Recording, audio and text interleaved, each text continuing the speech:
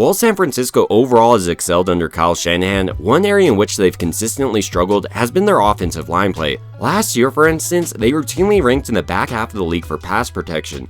So with San Francisco finalizing their 53-man roster and their practice squad, I wanted to examine some players that really stood out in this most recent Raiders game, and if this will be enough to actually improve upon San Francisco's weakest position in my opinion. Starting out with their rookie selection, Dominic Puni out of Kansas. San Francisco picked him up in the 3rd round with the 23rd pick. What's really surprising about Puni is that many offensive linemen, especially those selected later in the rounds like 3rd and 4th, need at least 1 year of development. When you're looking back at the selection of San Francisco's other starting guard right now in Aaron Banks, they picked him up in the 2nd round, but he needed to take off an entire year to rework his body.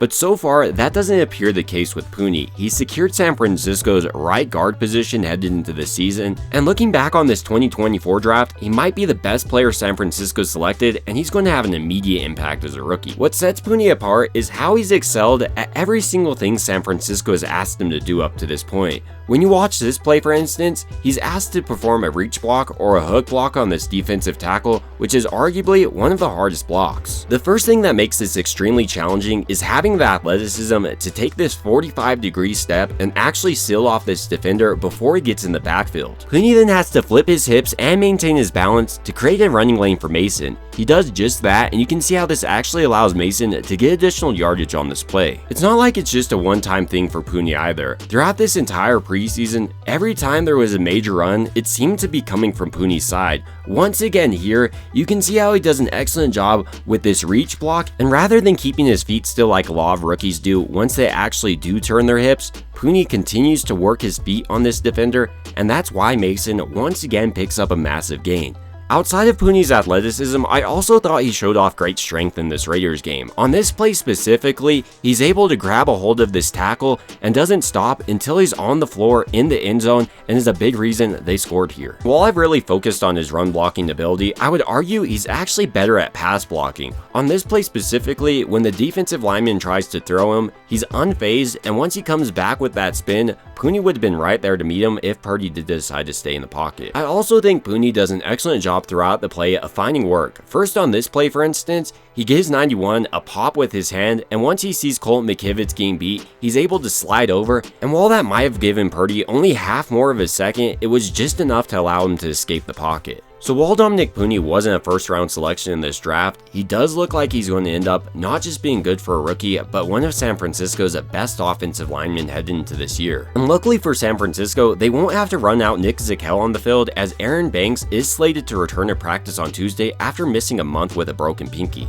I was really surprised to see San Francisco actually keep Zakelj over a guy like Kingston. Throughout this entire preseason, Zakelj really struggled. Meanwhile, Jarrett Kingston, in my opinion, looked better than Zakelj in both pass blocking and run blocking throughout this entire preseason. But San Francisco did decide to cut him, and the Carolina Panthers cashed in on their mistake, in my opinion, signing him to their 53-man roster. Moving off San Francisco's guards and into their tackles, the biggest news here has to be the holdout of Trent Williams. And according to multiple sources, he's not happy with San Francisco and is willing to continue this holdout into the main season until he gets paid what he expects. Which means Jalen Moore has a real possibility to start in place of Trent Williams come week 1 versus the Jets. But when you watch a play like this, you can see why that's a bad decision. He first almost lunges at him with his arms, and this allows the defensive end to easily come back inside, and once he beat him on that stunt, he should have realized that the defensive tackle was going to come back outside, but he wasn't able to pick up on this, which allowed Purdy to get sacked. But even if San Francisco is able to find a way to get Trent Williams on the field, their right tackle and Colton McKivitz remains a big question mark to me. In this play, for instance, he's tasked with running a hook block on this defensive tackle, but he doesn't get there, and rather than making the block, he makes the tackle on the play. This is just terrible execution by McKivitz. What's maybe most surprising though is he's actually better at run blocking than pass blocking.